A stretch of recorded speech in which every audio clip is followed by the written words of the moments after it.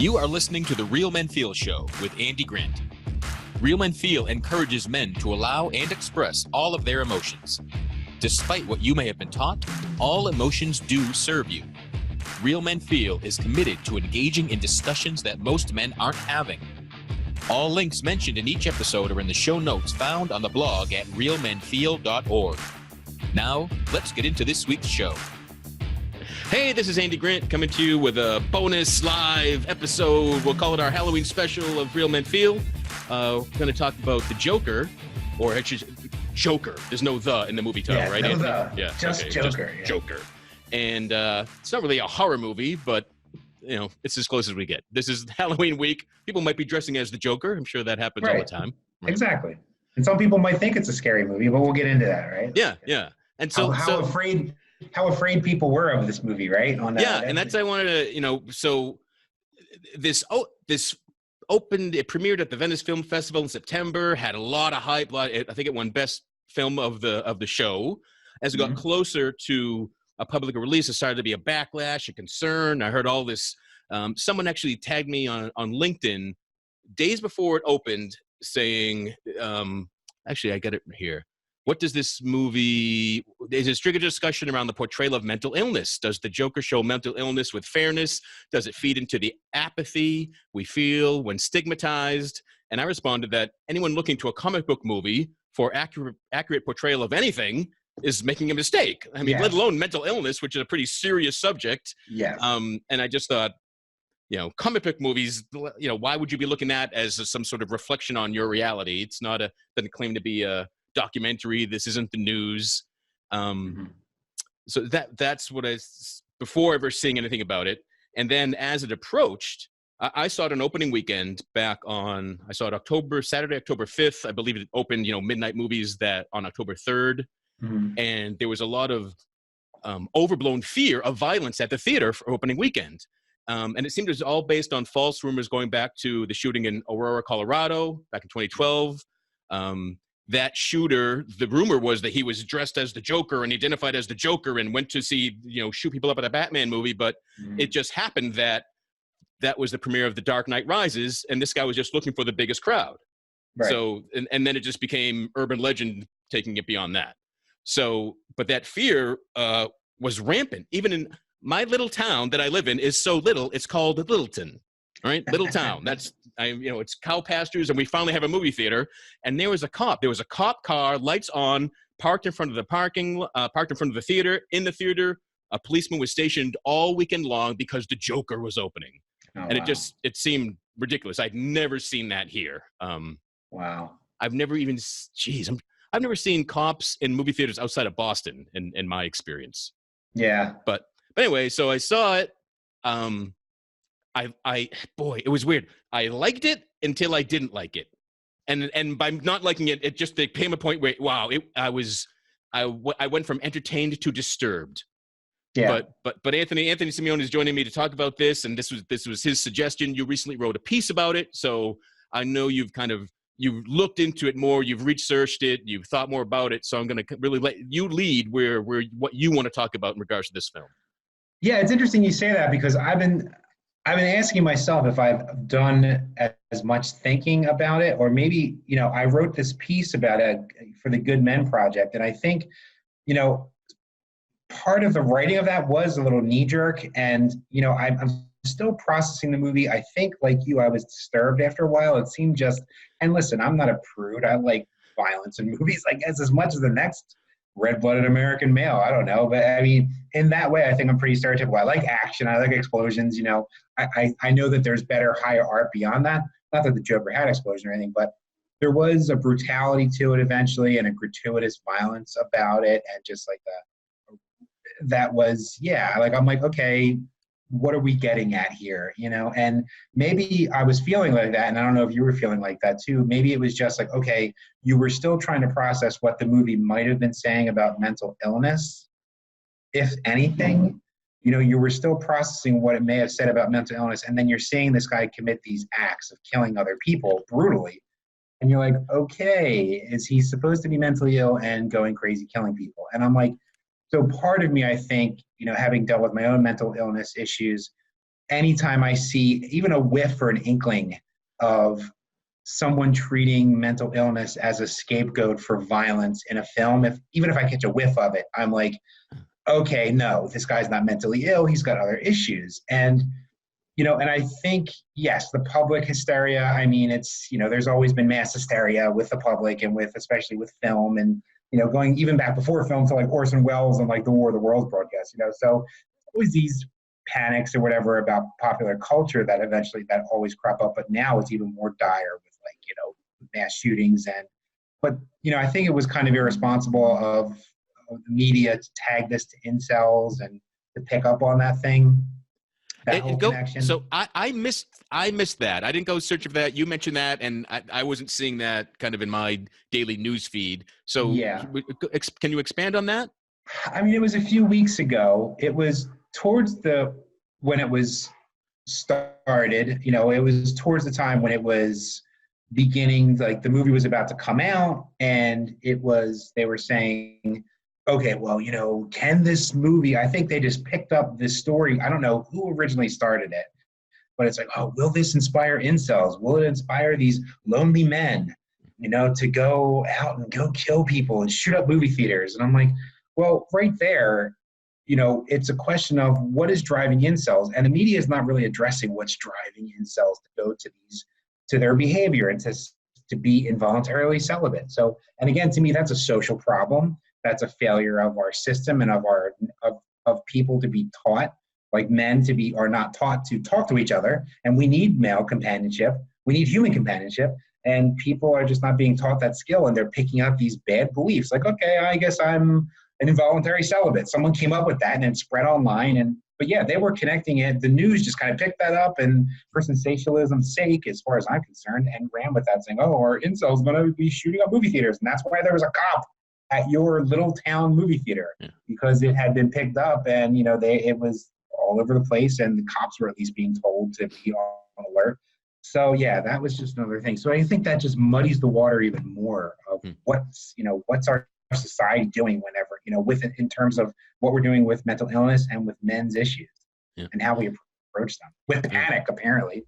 Yeah, sorry, because I didn't know if they were saying the Joker was an incel, like, so it was just like it. Like, is this movie powerful enough to trigger everybody that's on the edge to do something bad? It seems. Then was that the general incels fear? Are like incels are the hot topic as far as like bad men, I guess, are concerned. That and they're the bad men du jour, I guess. Yeah. And I guess he's an isolated figure and an unstable figure emotionally. Yeah. So I guess that was the connection. I don't know, but it was just irresponsible, I think.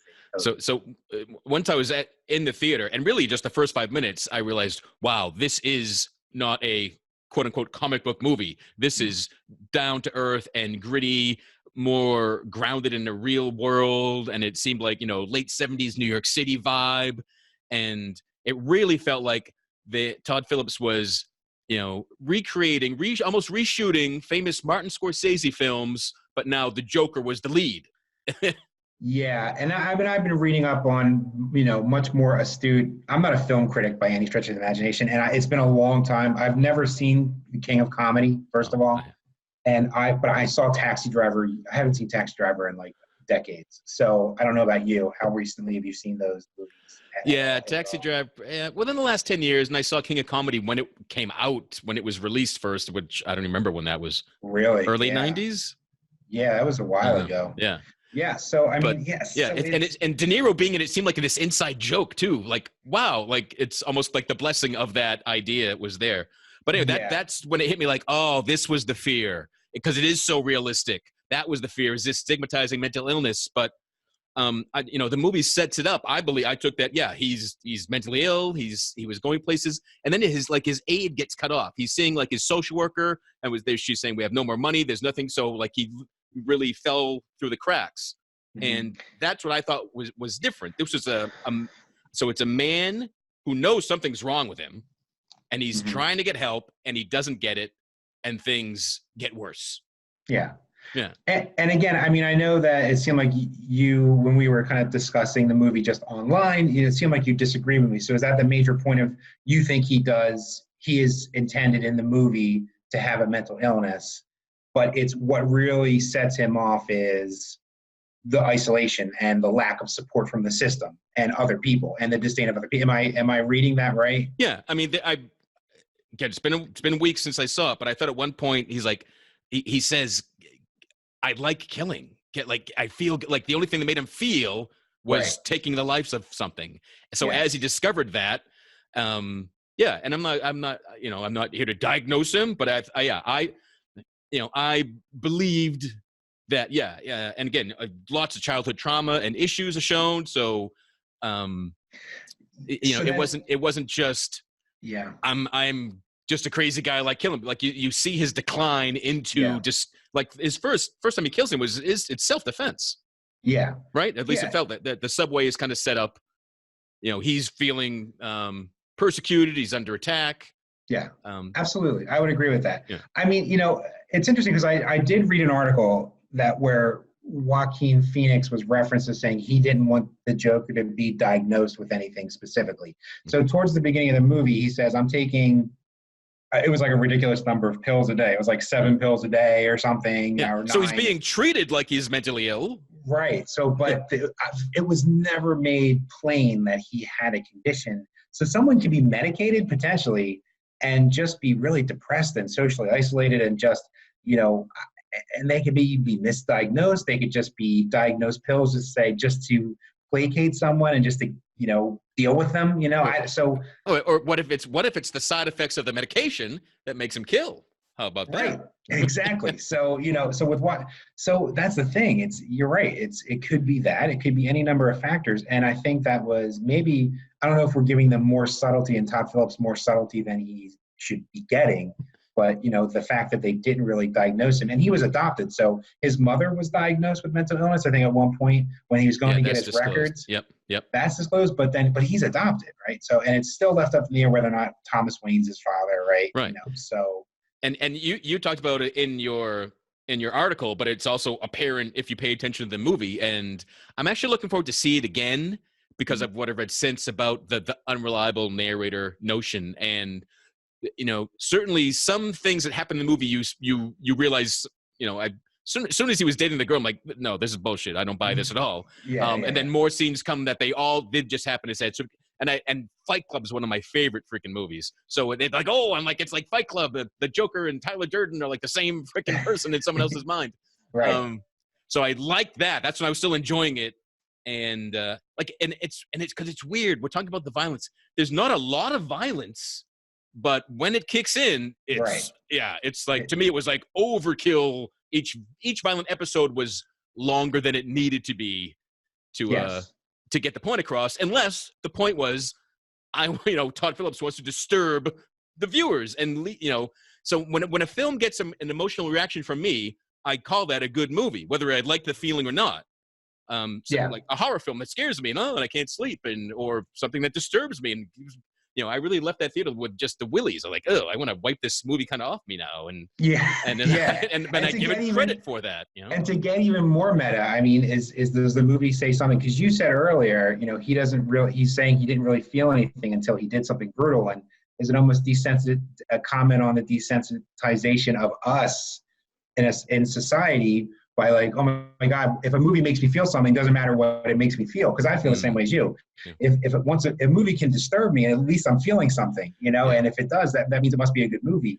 Yeah. So what does that say about us? I don't know. And I was trying to, like, if I saw this at age like 16 or 17, would I think it was like one of the best movies ever? And I could not really recall with honesty how I felt the first time I saw Taxi Driver or A Clockwork Orange or other like ultra violent things.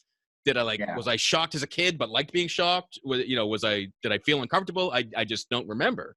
Yeah, that's a good question too, because, you watch movies and then there's movies that one of my favorite movies is Starship Troopers. A lot of people don't get that that's satire. That's making fun of, fascist governments. And, but there's people out there that were like, oh, this is awesome. Starship Troopers. It's great. Kill them all. And I'm like, you missed the point. So.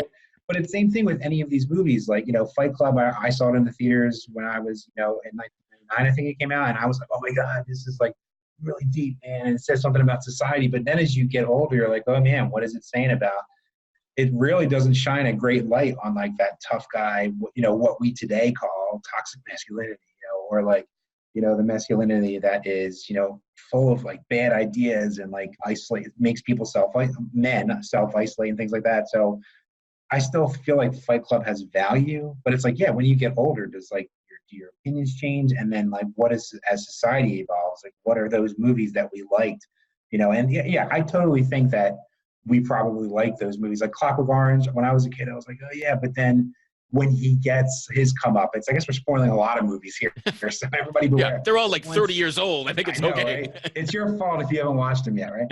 But it's like, but when you see like once he gets his treatment, Malcolm McDowell's character, right? And once he gets his treatment, I remember, I feel like not knowing how to feel about that. Like, oh shit. Like, it did become like a cautionary tale. Not that I was into the violence they were doing. I'm like, oh man, these guys are messed up. So, yeah, I know so yeah, Joker's bringing up all the feels and the thoughts, I mean, for real. But I mean, to get back to the Joker, there's one other thing. So, yeah, I do consider him an unreliable narrator, because you don't have to have a mental illness to have a crazy imagination, especially one that's fueled by sadness and despair. And he's going on these flights of fancy, and he's like going and getting the girl, and like, that could just be fueled by, it doesn't have to be schizophrenia or any kind of bipolar mania. Like, it could just be him being so desperate, like I wrote in my article, so desperate for some joy that the only thing he has is this imagination in his inner life. Yeah. And, so, I took those more than I took those as hallucinations. Like, yeah. when he finally does end up in the girl's apartment, and she's like, "What the hell? Aren't you the crazy guy down this, the hallway? What are you doing here?" Like, he's shocked. He's like, "No, we've been dating, right?" Like, I don't, they weren't just flights of fancy to me. But again, that's the beauty of this. How does it hit each person? And right. So then, is it a good movie because you and I are interpreting it in different ways? So maybe it's a good movie. So that's the thing I'm still trying to figure out. And yet, I don't know. Again, yes, I feel the same way. I'm conflicted because, it's so brutal. I don't want to like it in a lot of ways. And, and if it was as ham-fisted as I thought it was, with like not getting across that, and again, it might be my wishful thinking that, okay, since I've had my own issues with mental health, I don't want this movie to be giving that impression to society again and reinforcing the stigma. So, and I'm hoping it's not, but. Yeah, and again, I didn't leave thinking that, and without the controversy for seeing this, I would not have thought about mental illness at all watching it or since it. Yeah, it was just what I thought was amazing, and you can debate whether it worked or not, but at least certainly the attempt was there to empathize. You're supposed to feel for Arthur, like, oh, things are not going his way. He doesn't have many friends. Well, he's an oddball, but he doesn't mean anybody any harm. He's trying. And right. You just see him fall through the cracks and get worse and worse and worse. Yeah, and covering the abuse and all that. And so, yeah, he's sentenced to a mental hospital at various times in his life. And so one of the things, and let's see, his whole laughing condition when he first, so when he explains that, I was like, nope, I don't believe that at all. Really? And I don't know if but in the film, like, no, he's lying. He's just making that up. But it's also because I had never heard of that as a real thing. So I don't know if that's part of it. Yeah, that was a condition, and actually I heard of that condition from a TV commercial, and I'm like, about the medication for it, or treatment for it. It's pseudobulbar affect, and that's a real condition, and that I don't know. Maybe people with traumatic brain injuries get it, or people can be born with it, or you could develop it with, I don't know, over time as you age. I haven't done as much research into like the origins of that condition or how it can come to, but maybe Arthur had some brain damage from his abuse. I thought he made those cards up himself. Like, he's just like, I'm nuts. And sometimes I do nutty things. So I'm going to make up this thing. And here, if I've really offended you and you're about to beat me up, I give you this card. Interesting. So you thought that was totally like, okay, interesting. Yeah. See, I didn't. I was like, oh, he's got that condition like in that commercial. So it's like, all right. So, but yeah, I mean, that's a condition where people, can't control it. And it doesn't necessarily have to be like a mental illness or, Right. So the wildest thing I read about was that, so his uncontrollable laugh that he does throughout the film then he laughs at the end. At the end of the movie really ends with him walking down the hall, and he leaves bloody footprints. So you're left to think that, oh, he just killed that last person he was talking to in the hospital. Right. But she asked, what's so funny? And he's like, you wouldn't get it. And so somebody said, that's the clue that everything you just saw was all made up and in his head in that moment. And he was never doing any of those things. Oh no, I hate that. I hate those.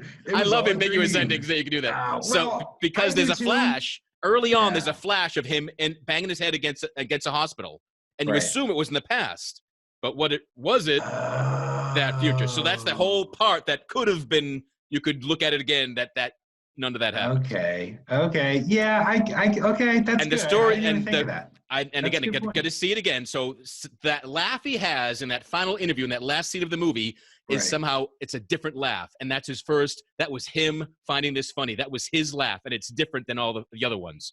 And again, I did not catch that, so I can't comment to the validity of that. But so that's his first laugh in the real world as the Joker, but all the other ones are in his head. So yeah, because you know what? Throughout the early parts of the movie, I felt like the laugh was very affected, though. Like, so when I'm like, okay, is Joaquin Phoenix just going really over the top with it? Because I'm like, it sounded unnatural sometimes, but I guess that's supposed to be the condition. So yeah, but okay, that's interesting that it could all, even though I hate it was all an imaginary or all a dream endings. In this context, it might not be so bad of a right. Because if it's all just played straight, it isn't. Like, what's the point of this? Yeah. We just see a poor guy get worse, and like, what's the point? But oh wow, if this all was hallucination, fantasy, daydream of someone who's been committed to a mental hospital or the criminally insane or whatever it might be. But so or it's great marketing, because that made me want to see it again.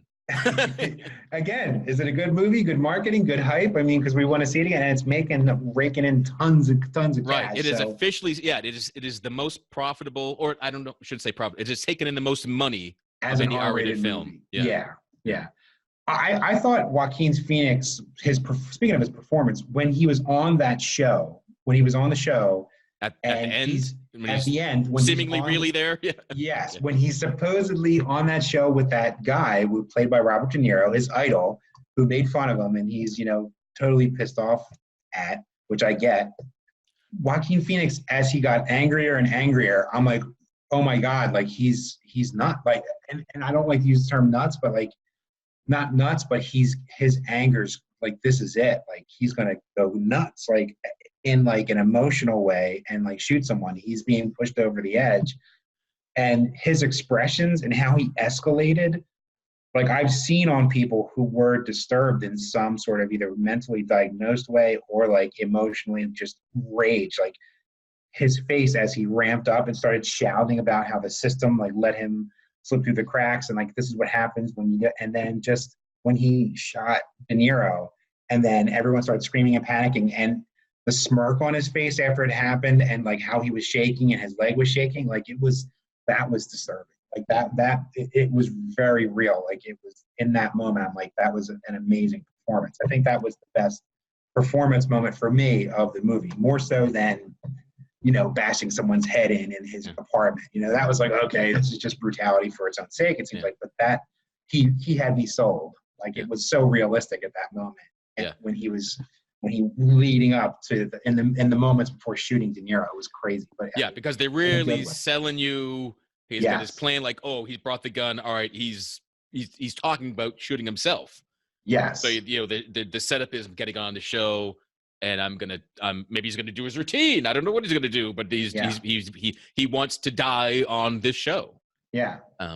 But then something else happens. I know. So that was really crazy, and I mean that was disturbing. But at the same time, it was like he sold it. Like I really thought that he was in this bad place. And again, I still think that, like I said in my article, it's statistically, mentally ill people are more often the victims of violence, and it's if they do commit violence, it's usually in correlation with social isolation and mistreatment and stigma that they get, and lack of treatment, lack of support, socially, system-wise, that so it's generally that's why they break bad and they Yeah. become violent, not because of just illness by itself in a vacuum. The more I'm thinking of this and we're talking about this, the more I'm getting convinced of things not happening. Okay. So again, isolated, emotionally abused, withdrawn, social misfit. Does he really go do stand-up comedy? Forget that it's bombs or not, but like, would he dare do that? Like, Probably this is not. a pretty outgoing, introvert we've got as a character here. And then also just the fact that the big nighttime, fake Tonight Show thing gets the clip and cares and gives it so much time to like fun of that, like, because even seeing that, like, nah, I'm not buying this. Like, this wouldn't happen. Wow, that's true. Yeah, because I did have an inkling. I'm like, during the movie, I'm like, wow, how did they get a hold of that? Like, I didn't even think of that. Yeah, there's not a day of cell phones and stuff. Right, exactly. So what footage was that? Was that like security camera footage? Like, was that like, what was that, camcorder? Like, I mean, yeah, that's a damn good point, man. Wow, you're kind of starting to sell me on this. The whole thing was just leading up to like, oh my God. And again, this is making me like the movie more because I can take apart so it has more layers than you just sit there and go like, well, why did I go on that ride? Oh, wait, the ride went sideways. I thought it went up and down. Oh, right. And this is the thing. It's like, I don't want to, I also didn't want to like it because what is, Todd Phillips, I'm not a huge fan of like his oeuvre, Todd Phillips, of like, his movies, like the Hangover movies. I really don't like those at all. Oh, so I love all three. The first one was okay, I get it, but if you liked all three, all right. Yeah, they cracked me up. Man, no talk about taste. how. Yeah, I mean, I've seen the original Hangover. It's got to be 10 times.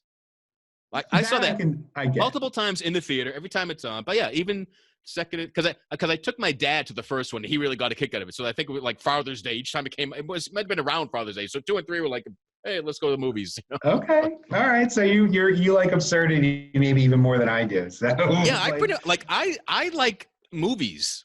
Okay, like, it's gonna be horrible for me to really not like something. Right, like The Room, right? Like, or do you like The Room? I've heard there's Room and The Room. Okay, which one has what Tommy Wiseau in it? That's I never forget. But I think that's The Room because Room was with Brie Larson and won Oscars and stuff. Yeah, I'm talking about The Room with So I own that and I never watched it because I always read it was supposed to be with a group, but I saw the movie about that, which was hilarious. Disaster Artist. Franco, Disaster Artist. That was really good. But I know this. So it's like now I need to watch The Hangover 2 and 3 because I never watched it. It's like because I'm like, is there? It's just the same thing. Like if the first one made you laugh, like they just do it again. There's no like groundbreaking anything. But and what else did he direct? So he did those movies and what else? Hot Tub Time Machine? I don't know. Like I thought he did like all the stupid frat boy movies, but again, and I like Hot Tub Time Machine. Okay. Yeah. Okay. See, Hot Tub Time Machine was at least I like sci-fi. I don't know. That was at least again, it was not a great movie. I wish it wasn't as funny as I'd hoped, but what the hell? It had Molly Crew in it. What are you gonna do? Yeah, everything's better with Molly Crew. But yeah, I don't know. I mean, it's just. Or actually, all right, I take that. So, Hot Tub Time Machine had someone attempt suicide, and that really bothered me because they did it for like jokes and laugh, and that felt more stigmatizing than the Joker ever did to me. Really? Yeah. Oh, okay. So there we go. So I can find something. Okay. Yeah. Okay. Yeah. There's. Yeah. I mean that. So. All right. Here we go. I've got everything you did. Road Trip, Old School. Oh. See, I like Old School. Yeah. See, I like Old School. I even like Road Trip. That had a lot of Twisted Sister in it. Yeah. Road Trip. Okay. So Starsky and Hutch. I never saw the Starsky and Hutch remake movie. Maybe I like Todd Phillips. Maybe I do like him. Oh, he directed Borat. See, I like Borat, but I mean, I like really stupid, absurd stuff. Like Borat. I mean, I used to love watching the Ali G show, like when he had the Ali G show on on HBO. But yeah, I like really stupid, ridiculous stuff like. Wow. So Joker's a big change of pace for him then. Yes. It's all just straight comedies. Hey, good for him, man. Moving on, but I mean, I don't know. I just thinking about like men in isolation. It really brought up those things again, like, and especially with the incel thing. It's like, Yeah. the media is like they're taking it, and they should be going like sympathy route, but they're taking it like, oh, bad people. So it's just like the whole thing with the media and woke brands, like the Gillette thing. Like, okay, yes, we should be shining a light on men's issues, but not like, oh, men are potential monsters and the bad guy. So, and I think that's just whipping people up into a frenzy. Like, I wish we could be a little more sensitive, Yeah. to to these like, marginalized men's groups. Yeah. And in the fit, like, I don't think the lead character does that so much, but the masses putting on Joker masks and just riot, like that did disturb me. Mm-hmm. And like, really, we're just like one clown mask away from anarchy, and that our men that pained and illiterate emotionally that would just follow that, like that. See, to me, that whole thing with the rich or evil thing, I feel like Bruce Wayne is rich. Thomas Wayne and Bruce Wayne are rich. We need to shoehorn in Bruce Wayne and his origin story and connect it here. So we obviously need people to be upset with the rich, and that's topic. That's topical. People don't like rich people. 99, the 99 percenters, and versus the 1%. That's topical. So I feel like that was maybe even more ham-fisted. The more ham-fisted part was they're trying to shoehorn in. And honestly, at the end, when Arthur is standing on the car and there people are idolizing him, but all he wants is their attention. He doesn't want to be a leader of a movement. He's being seen. He's being recognized. So it's just incidental that these people adopted him, but he doesn't care about taking out the rich. And like he says during the interview with De Niro's character, he's not political. He keeps telling people, especially De Niro's character, he's not political. It's just they adopted him just incidentally, because they needed a figurehead. So, but I'm like, at the end, we had to get seeing Thomas Wayne and his wife shot, and the pearls flying. I mean, that was another thing. It was like, how many times do we need to see in these movies of Batman's origin, like the same beats, So what was unique, and it's Joaquin Phoenix's Joker did not kill Thomas Wayne. Right. Okay. So this could have been the origin story of the Joker, but he was only seen in that scene. Whereas Joaquin Phoenix's Joker was just this other guy running amok in Gotham City. He doesn't become the Joker, the arch enemy of Batman, because he didn't kill his parents. That's true. So yeah, so then, right. So how would Batman make the connection? He would never make the connection that the Joker, well, it's all in his head anyways, what you're saying, right? Right. So the Joker that is Batman's future enemy is just that anonymous hood and a clown mask that shot them in the alley. He wasn't the lead of this movie we're talking about. Oh, I see what you're saying. Oh my God, yeah, all right. And that's what I thought seeing. I'm like, wait a minute, that's, Joaquin Phoenix is sitting on that taxi cab, isn't he? And someone else just shot this dude, and that's wild. Because, and again, I was never a DC Comics reader, so I can't speak to canon and all this, but I've read that Arthur Fleck, the character in this movie, is not the original name of Joker in any version of any comic book. Yeah, and in the Batman movie with which Batman movie was it? Was it the original Batman with it was Jack Nicholson, right? Jack Nicholson, his Joker's name was Jack Napier. So Jack, I don't know DC well either, but I don't know if that was his name in the comic books, but Jack Napier in that movie became the Joker. So he shot his parents directly in that movie. Yeah. Again, maybe we should have researched DC canon a little bit. No, well, again, we're talking about the movie. And, I know, yeah. And I believe it was made, all these, I think all the comic movies throw in chestnuts, people that read deep and, wanted to mean something and also make it accessible to everyone. Yeah. But no, I actually thought that was like a genius move.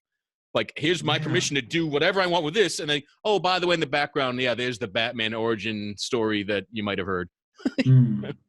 What do you think about when people say, like, I've had some people say, well, this character is really dumb. The Joker is kind of dumb. He's supposed to be a foil for Batman. So if Batman's not in the movie or involved, he's kind of just a madman, and he's kind of just,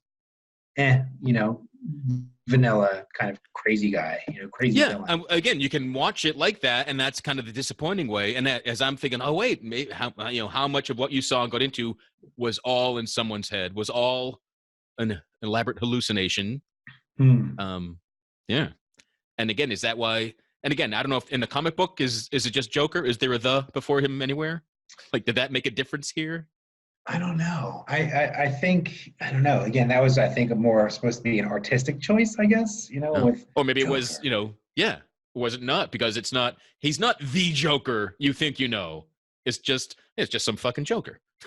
Right. Yeah. So in that derogatory sense, oh, he's a Joker. Yeah, Yeah. Okay. I see what you're saying. Yeah. yeah. And I don't Wow. know. I just No, that's really interesting. Like you're saying, wow. Yeah. Even that club visit, because it was almost like fantasy within fantasy. yeah. You're like when he goes to do stand up, like he imagines himself not bombing first. Right. Because even the audience, we don't see him bomb, but like, yeah, we're all like, we know this is not going well. Like we Like know it. Because everything slows down, and all of a sudden people are starting to laugh at him, and the imaginary girlfriend's sitting in the audience, kind of going, "Oh, okay, you're doing it," And but then the video gets sent to like De Niro's talk show, and Yeah. all of a sudden, yeah, that makes total sense, man. I think I'm going for your theory now. And the more you talk about it, And it's wow. so the earlier this week on a radio station in Boston, they were talking to the guy who was in the movie as kind of the comic before. Arthur is in the audience just Yeah. cracking up at weird times to some of I the. think So this is Gary the guy on Goldman. stage, and he was Yeah. just told, "Go up, get up on stage, and just do your shtick. Do Yeah. some stuff." And he's like, "And I'm just doing it. I'm not even sure what the movie is. And they're not telling me what the scene and anything. But there's one guy and I can barely see, dimly lit. He's just laughing hysterically at wrong time. Like, who the fuck is it? I'm like, get this guy out of here. He's wrecking in my show. He didn't Really? know what that was Joaquin. Didn't know that he was playing the Joker. He just so Are it you was pretty, serious? yeah. Weird. So there's this really weird meta experience. Wow, that's crazy too. And also, Joaquin is a method guy. He stays in character the whole time. So he said even after that scene, coming and talking to him face to face, like he was really kind of deflective and wouldn't even look him in the eye and seemed really shy. Yeah. And at first, that day, that this actor thought he was kind of a jerk and being weird. But I was like, oh, I think it was just so in character. He was like this struggling comic. He was like bowing towards me and didn't, I was like an idol because I had made people laugh. I'm a professional. Yeah. So he seemed to the genuflect to this, his comedy god or something. Yeah. Yeah, that's wow. That's amazing. So that's amazing that they did that. I think the guy, that comedian's name is Gary Goldman or Goldman. Yes. Yeah. Gary Goldman. Yeah. Yeah. I haven't seen his stuff in years, but yeah, he's pretty good. But yeah, I was surprised to see him in the movie. I was like, of all the people, he's not very well known, but he's been working for years. So I guess they didn't want to get a huge like upstage Joaquin Phoenix in that moment, But Gary Goldman's someone good. to take you out of this weird, timeless, garbage city kind of vibe. Yeah. Huh. Is there any other points you wanted to make? After kind of me bringing this up, or is there any other? No, like I just again the incel twist. I wasn't sure if somehow the character was somehow an incel in the movie, but no. So you're just saying it's more of a triggering fear. Yeah, it's just a triggering of like in the 80s we had the satanic panic. I think every generation, every decade has its fears and has its boogeyman. Yeah. And I feel like maybe now having talked it through with you, maybe it's more the media and our like real world culture's fault of like attributing that and worrying about that. Just like the war on drugs, and again, like I said, the satanic panic and things like that. So it's so what does that say about our society, that we're instantly jumping to that bad place because of a movie, and just and attaching a movie to the boogeyman du jour. So it's almost more disturbing than the movie in a way. Because just like again, like really we need to for men to be isolated, and like that's really the big cause of like so all of these men who declare themselves incels, they're not all. I'm sure the majority of them are not diagnosable mentally ill. So I think that mentally ill, I'm trying to shift it from the conversation from mental illness to emotional illness and social illness. A lot of what we consider like, depression can spring not just from chemical imbalances in the brain and whatever people think. And, it can be emotional and social. It has many factors. It's a many-pronged sort of octopus of negativity that, so they can all exist together. But they're not. None of them are mutually exclusive. Yeah. So, in your article, you had said you didn't believe the character was mentally ill. He had bad beliefs, and again, based on the hospitalizations being medicated, that's why. Well, no, I never took that. This character wasn't dealing with some sort of mental illness. But in my research today, I found some stuff that was very interesting and goes back to your point, but perhaps being made in a different way. So he's a psychopath, right? Would you buy that? That's not a mental illness. It's not. No. What is it? A set of behaviors? Or, yes. Yeah. Okay. So I found this article from 2013 of mental health professionals diagnosing Batman's villains. Okay. And just saying how horrible, Batman is horrible at helping these ill people, if that's what they are. Right. He's just beating up all these ill people, right? Right. So, the Joker is called psychotic all the time throughout his career. But so I'm reading this article. Someone who is psychotic is experiencing symptoms of psychosis, a mental disorder which includes auditory hallucinations, such as hearing voices, visual hallucinations, where they see objects that are not truly there, or have delusional thoughts. So all that sounds like psychotic to me. But in the vast majority of depictions of Joker, he's not experiencing those symptoms. Rather, he has shown symptoms of psychopathy, which is a personality construct, not a diagnosis. Psychopathy reflects interpersonal characteristics and behavior, often rooted in lack of empathy. So reading both of these, I see both of those in this movie character. But he was saying in the comic books, it was all just the lack of empathy and interpersonal characteristics. Okay, so because I always thought of like the hallucination things, like that's schizophrenia. Like, I was thinking like some people are maybe diagnosing him with schizophrenia of some sort because he's having these hallucinations of, not bombing at, the comedy club and the girlfriend especially. Yeah. So being a mass murderer, just killing people, that you can. So a psychotic has no empathy, but it's not a mental illness. Which I find horribly confusing, but it's not in the DSM though, the Diagnostic Statistical Manual. Like it's not okay. So I guess the same thing with a sociopath, right? Sociopath is sort of right. Down from like a psychopath, right? Yeah, but again, it's more, as you were saying, it's more weird ideas. It's lack of empathy, and maybe because there's not an empathy pill. I bet if they could vote in a way to treat it, they would diagnose it as an illness now, but that's another story. Well, I mean, research in positive psychology is showing that, you can teach empathy.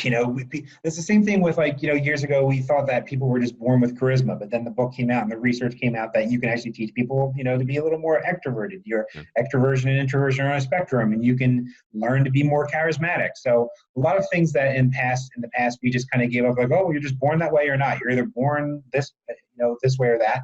So we're learning that you can learn empathy, you can learn gratitude, you can build resilience emotionally. So it's, you can learn optimism and you can learn helplessness too. So it's what the behaviors we just described to like, oh, you just have a bad brain back in the day. Now we're saying, no, these are more emotional and like learned behaviors. Yeah. So strict by the book diagnostic mental illness is all triggered by chemistry only, whereas more personality traits that are kind of always in you. Is that the difference? I don't think it's not that quite clear cut though. I mean, there's a lot of interplay, I think, but I think that tends to skew more towards, diagnosable, like you have things going on biologically, physically in your brain that may lead to a mental health issue. But and so the same article talks about, it's easy in pop culture. Oh, they're insane. That guy's crazy. He's insane. Exactly.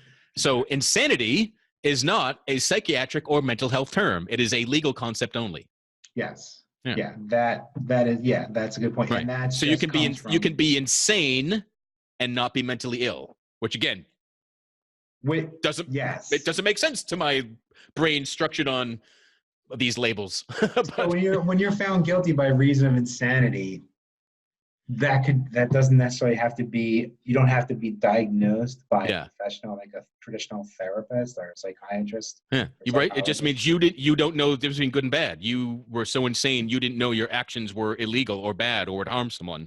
I So think. insanity could be an emotional Yeah, insanity or that's like a that's the root of social. right. Temporary insanity is that exact in the heat of the moment, emotions overturn, overwhelmed, Right. completely reactionary, and so sane, mentally well people have temporary insanity and do things. Yeah. See, I guess I always disagree with that term. It's insanity. Yeah. I mean, it's just again moving it.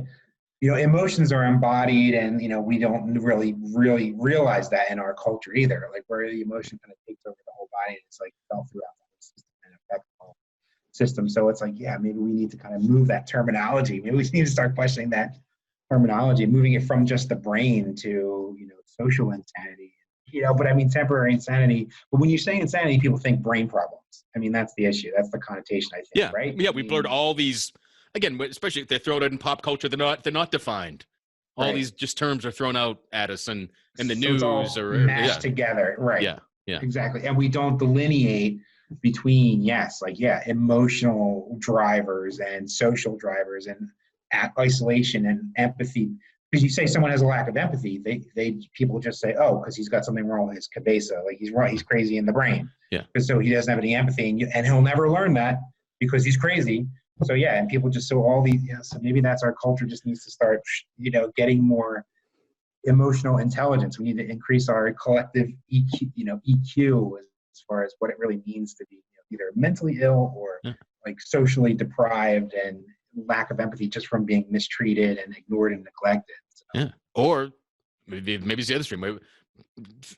Do away with all labels. You're just you're just a, hello, individual man. yes. You seem Hello. to be struggling. How can we help? Without the Good. label. I don't know. Good point. Yeah, I just saw a video today where there was a guy who was gave a TED talk, and he was saying, I just posted it on my Twitter, but he gave a TED talk. He's a British guy. Oh, God, he's drawing a blank right now. It's getting late. But he said, in some Asian country, Western doctors, Western mental health professionals went to the East, and they went to an Asian country, and they said, oh, well, you're giving this one farmer, he lost his fields, and, he's really sad, he's depressed. They're like, well, did you give him antidepressants? And they're like, you know what, let's try something. So they gave him a cow and told him that he could be a cow farmer now. And they're like, okay, well, that cow was an antidepressant, right? That's what you guys meant, right? And they're Yeah. like, no, but that was the lesson was Yeah. anything can be an antidepressant. It doesn't have to be a pill. It can be a cow. That's beautiful, right? Yeah. It could like screw today. I'm getting a bowl of ice cream. And Right. it feels better. Hey, that's my antidepressant. You Yeah. just took an antidepressant with bananas and whipped cream, like so it's I love that. I love that reframe because that's in my life when I was diagnosed and labeled anytime.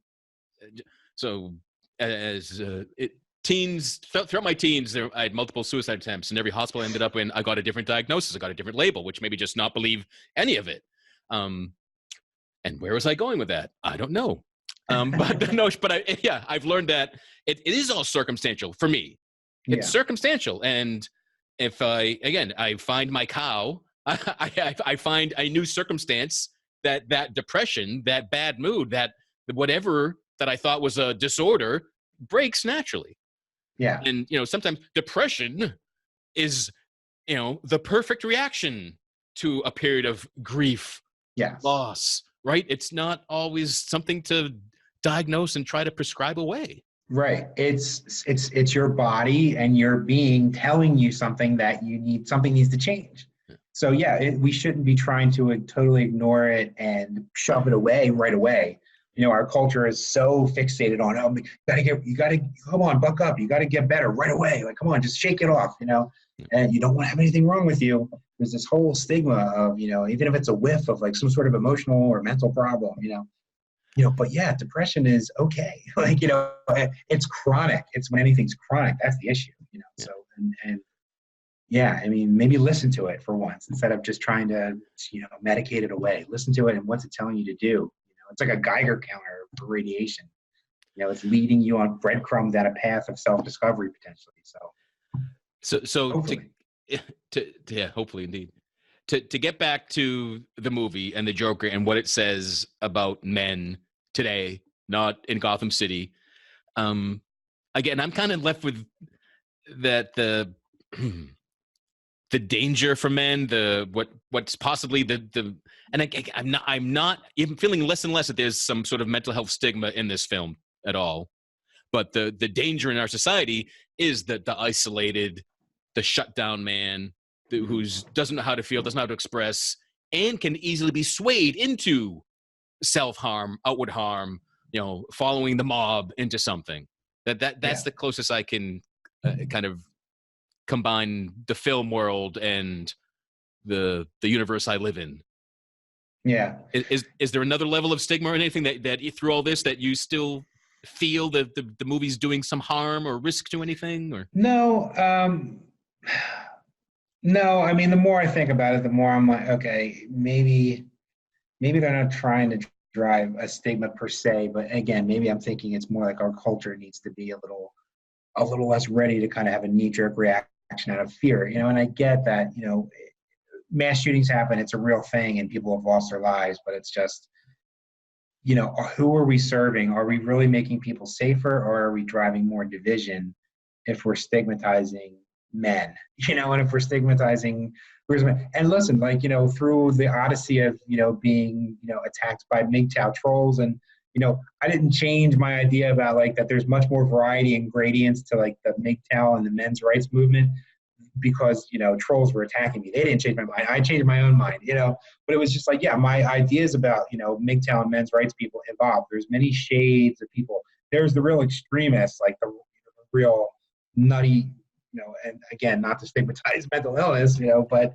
well, again, real... being nutty and crazy is not mental illness. That's okay. That's something I've learned tonight. Good point. Right? You let me off the hook. Yeah. But the real extreme, deep into the weeds, down the rabbit hole people who are so bought into a negative mindset, that's not the totality of people who are crying out for men's rights. I mean, there's people there that are on the extreme that just want to be left alone, and I think they want to be left alone by society, a society that's still kind of like looking for what's wrong with you, So it's no, I don't know. I think I'm kind of letting Joker off the hook and letting Todd Phillips off the hook a little bit, but I'm still wondering if they're pushing like a more of a social message than a mental health message. Yeah. I don't know. Still need to ponder a little bit. But yeah, I guess it was a good movie. I mean, I guess I like it more and more that I think about it. But except maybe the brutality could have been. Yeah, and again, enjoying it doesn't mean you liked every scene. And again, I think I got again that it's the Joker killing his friends that come and visit him. That first like death by his own hands. Just it might. Is it just 10 seconds longer than it needed to be? Like it's just until you're just he only uncomfortable. Killed the one. He let the one go. Which shows. So there's still some groundedness. There's still some humanity there. Like that's not. It's not just crazed killer. Right? He only killed the one who betrayed him, who got him in trouble, basically, and he let the other guy go. So okay, so he still had some empathy up to that point, or he didn't have empathy because it was all in his head, and he was just right. Yeah. Yeah. It's all fake, right? It's all just in his head. Wow. Well, as Dumbledore said to Harry Potter, just because it's in your head doesn't mean it's not real. Touche again. Oh, man. Great points all. All right. Okay. Well, I don't know. I still think that, but my belief still stands is that, yes, I think we have to start focusing more on, hey, what's the social programming and how is society failing people and how do we, as expressions of society, we always talk about society as this big monolithic thing that, it's us, society manifests through all of us and through our actions, our inaction, and so, yeah, it's look more towards social issues and social illness rather than mental illness for the reason why men are getting pissed off and they're lashing out, so it's cool. I don't know, but okay, so I'm letting Joker off the hook. And again, through this, I now agree with one of your main points, which is that there wasn't a mental illness there. That's Right. what felt like crazy. Yeah, it's different.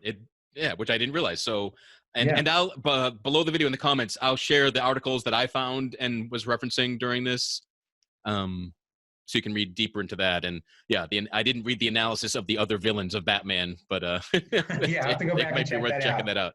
Yeah, absolutely. Cool. Awesome. All right. So, thanks, Anthony, and thanks everyone for watching, listening. If you made it this far and you didn't watch the movie, or you did, let us know what you thought, and have we changed your mind of how you're interpreting the Joker, or have we convinced you to watch it again, like it seems like we're both going to do? Yeah, absolutely. Oh yeah, I'm definitely going to do it again for sure. Awesome. Again, thanks for joining us. Thanks for listening whenever you're catching this.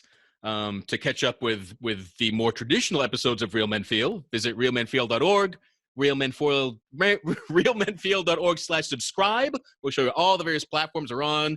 You can watch us here on Facebook, on YouTube. You can listen on every podcast platform in the world, including any fictional ones in Gotham City. What the hell? And happy Halloween, everybody. Yeah, that's right. Post some pictures of you as the Joker. Yeah, right. It's going to be a lot of them. Yeah. All right. Be well, everyone. Bye. Thanks, Andy. Thank you for listening to Real Men Feel. Reach out to us at realmenfeel@gmail.com. Learn more about Andy Grant at theandygrant.com. Until next time, visit realmenfeel.org or the Real Men Feel Facebook group and share what you thought of this episode. Please give this podcast a review on iTunes, Google Play, or wherever you are discovering Real Men Feel.